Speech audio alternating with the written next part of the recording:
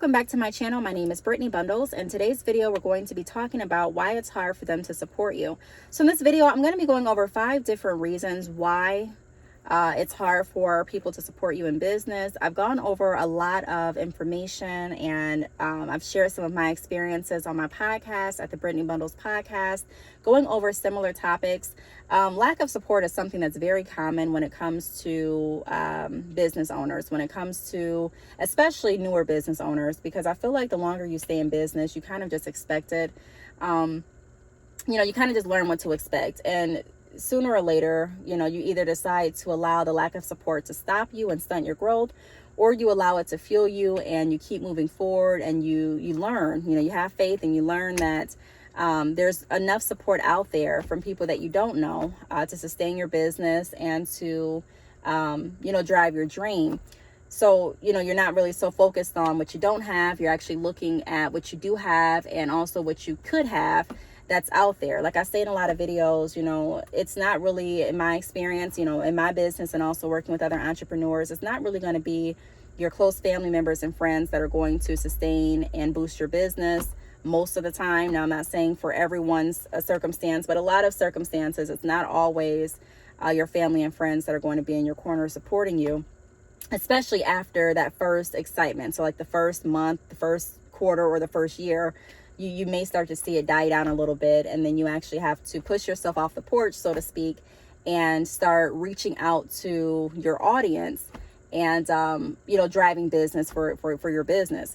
So we're going to be talking about that today. I did get an email recently from someone explaining how they feel like they don't have support and they wanted to just know the why behind it. I'm also a why person, which is something that's been to my benefit in some circumstances, and also something that has been to my downfall, because there's not always a why behind certain people's actions, and you're not always going to get that closure behind the why. So sometimes you have to provide your own closure and move forward in business and also in your personal life. But nevertheless, I thought it was something worth, talking about and bringing on this channel. The why, the why behind the lack of support and why it's hard for some people to support you. So if you are interested, be sure to give the video a big thumbs up. Please make sure that you are subscribed, and let's get right into the video.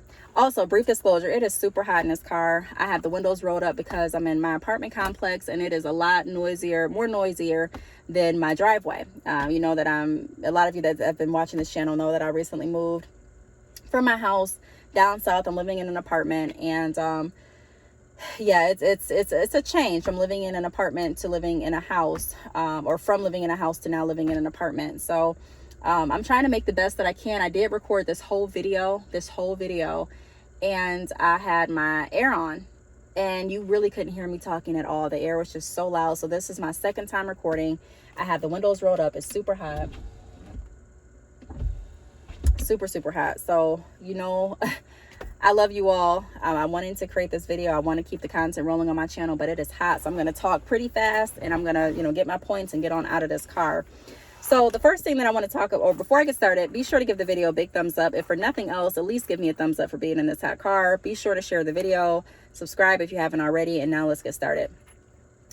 So the first point that I wanted to touch on is why it's hard for others to support you. Number one, disappointment with themselves. There are some people that are disappointed with the area or the place that they are in their life, and it just feels really impossible for them to be happy for themselves at times, and it also is impossible for them to be happy for others. Why do I know this? How do I know this? I have worked with many entrepreneurs via consultations. The consultation services are available on my website at badchickhair.com. I've heard tons of business stories. I've witnessed tons of business circumstances. I have been in business myself for over 5 years, and I've heard many people say that it is hard for them to support others because of this. And I've also heard people not directly say it, but indirectly say it.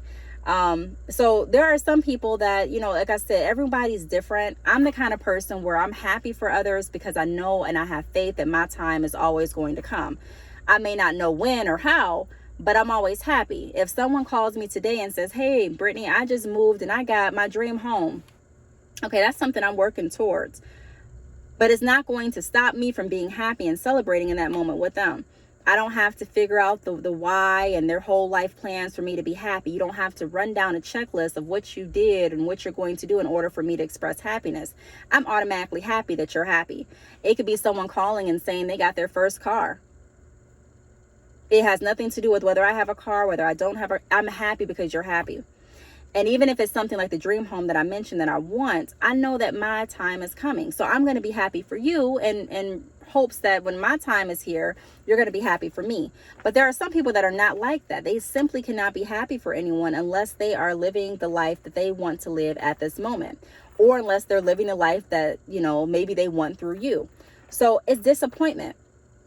A lot of times it's not necessarily people waking up just saying, hey, I don't like this person, I'm not going to support them, especially if they've been in your corner before. Family members, friends, especially if they've been in your corner. But, it could be from pure disappointment. Hey, we have, and I'll run down a scenario. Let's say, me and another friend have sat down and we've talked about our goals, and I laid out everything I wanted to do. They laid out everything they wanted to do. A year later, I've created my business name. I've created the logo. I've created the website. I'm actually selling products now, getting orders. And now I'm at the point where money's coming in good, and I have an option as to if I want to continue my 9-to-5 or if I want to work my business full time. Well, the other friend that shared her dreams had similar dreams. She was going to be in a different industry, but nothing has started. The money hasn't started generating. The website was active, but now it's not in service. And, just things have happened where her life isn't moving as, she wanted it to move. So it's not like she is sitting back saying, okay, I hate the fact that Brittney is now accomplishing her goals. But it could be something like, well, man, every time I look at the goals that we plan together and I see her accomplishing her goals and I see me staying stagnant, it brings up feelings of disappointment and resentment within myself that camouflages or overpowers the support that I have for her. So it's disappointment. Now, another reason why some people are not apt to support you, or it's very challenging for them to support you, is because of fear. Now, fear can be looked at as, in different ways. They may be fearful of the fact that you're growing, you're actually moving towards your goals. And this means you're going to move further away from them, where if there was an issue or there was something that they wanted or needed to help you with, they're no longer going to be in hand's reach. And so they're fearful. Yes, I want her to be successful, but no, I don't want her to be successful to the point where she can move miles and miles away. Or no, I don't want her to be successful to the point where she's making these decisions and choices and she doesn't necessarily need my resources, advice, or help. Or no, I really don't want her to be this successful. I want her to be that successful, but not this successful. So sometimes there's fear. And then on the flip side of fear, sometimes people are scared because they're losing their resource. So sometimes people need you more than you need them, meaning you may be a resource for them. You may be someone that they can call if they need a couple extra dollars. You may be someone that they need to uplift them. And although there's nothing wrong with uplifting people, if you become so dependent on someone else's words of encouragement and someone else's upliftment and inspiration, and you're no longer depending on God, you're no longer looking toward God, you're looking to this person, and you start idolizing this person, it can definitely be something that's not healthy. And so a lot of people are fearful because they don't want you, the place that you hold in their life, to be taken away so that you can follow your dreams. So fear. Now, another reason why it's hard for people to support you is because they're in silent competition with you. There are some people that are definitely in competition, and instead of them, and let me say this, not all competition is bad. I'm a very competitive person. I think competition is great in sales, but there has to be ethics in your competition. There has to be morals in the way that you compete. And it shouldn't be to the point where you're no longer supporting anyone or supporting that person that you once did because you're in competition. You're wanting to be better than them.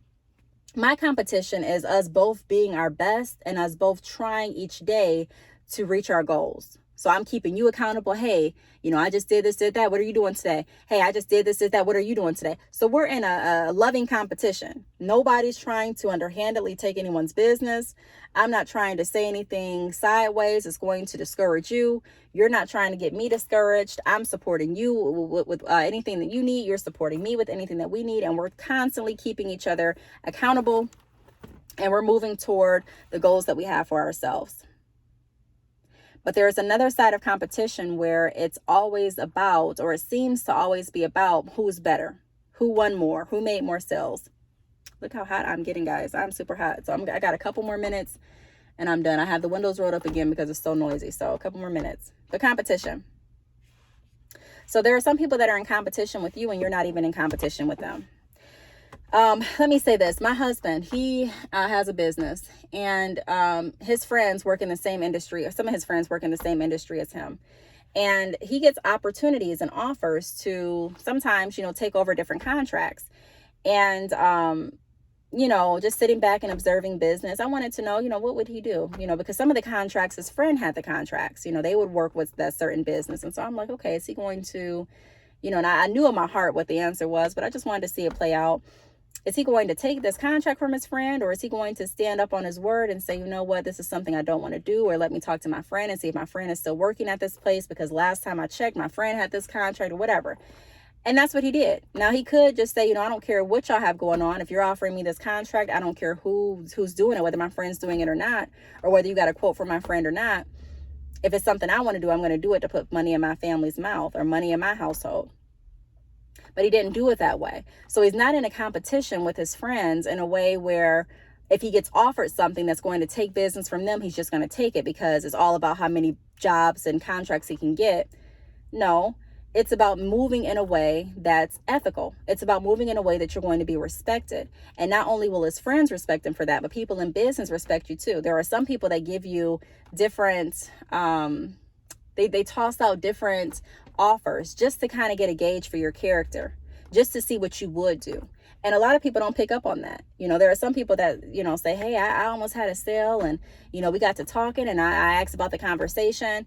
And during the conversation, you were bashing this company and this company and that company. And you didn't even know that this person had worked with the other company before. They actually loved the other company, but the other company was sold out. So now that you've talked badly about this company or this person that they have a relationship with, they don't even want to work with you. They're worried, okay, well, wow, if we fall out, is she going to bad talk me or bash me to the next person?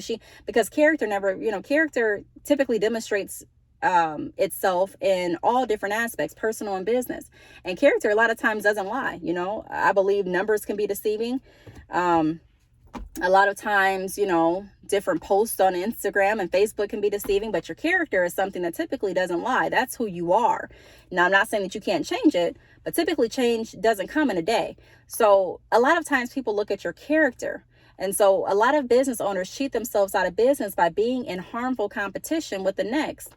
And a lot of times friends and family that are supposed to support you cheat themselves out of different positions by being in competition instead of collaborating. Well, what else can I do? What can I learn from this person? What can I do to better my business and also pour back into theirs, instead of looking at it as, well, how can I win? Because we all can be winners. Now, the fourth reason is disbelief. There are some people that cannot believe that you are where you are. They're just in disbelief and shock. They want to support you, but they can't get over the fact that you actually made it. So they're stuck on that and they're trying to figure out, well, how is she not working a 9-to-5? There has to be something else that she's doing. No, it cannot be legitimate. It must be somebody else that she's talking to. That's how she must be pairing her income up with somebody else. No. It must be a second job she's working. It got to be something. She must have did one of them PPP loans, right? She must be getting a lot of money in child support.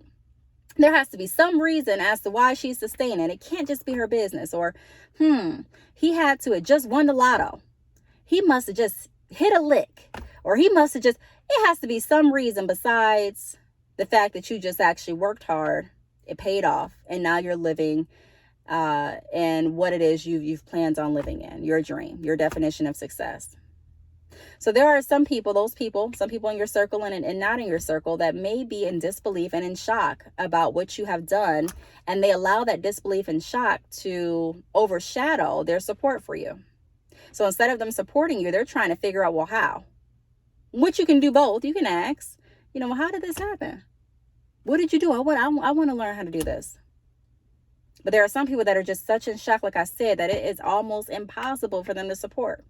Now, the fifth and last reason is they simply don't know how to support. So before I get upset with anyone for not supporting me, when I first got started in business, I used to be upset a lot. Like, wow, all these people say they were going to support me. Where are they at now?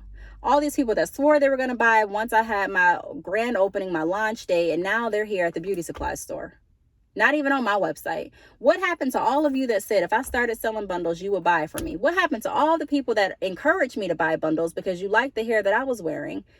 I decided to go ahead and buy all the hair in bulk. Where are you at? I have the hair now. Where are you at? And I used to get upset until I realized that not everyone is here for support.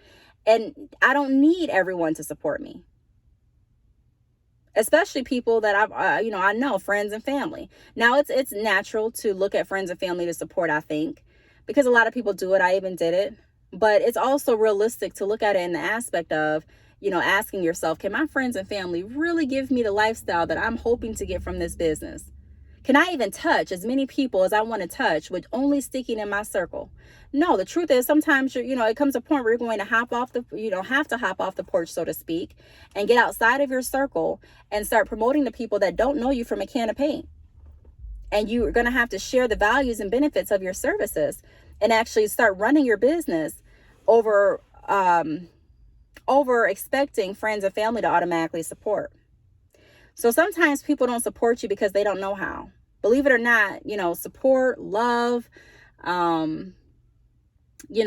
consistency, a lot of those things, those values that we talk about so frequently are taught. You are taught how to love or not to love. You are taught how to be consistent. You are taught how to be responsible. You are taught how to support. And so that's why on my Instagram, follow me there, take a look. I go over different ways to support businesses. You can support a business by sharing their posts. You can support a business by praying for them. You can support a business by, encouraging the business owner, sending a letter or a text message or an email. I get lots of those from you all, and I appreciate that. You can support in many ways that cost you $0. But sometimes people don't know how to support.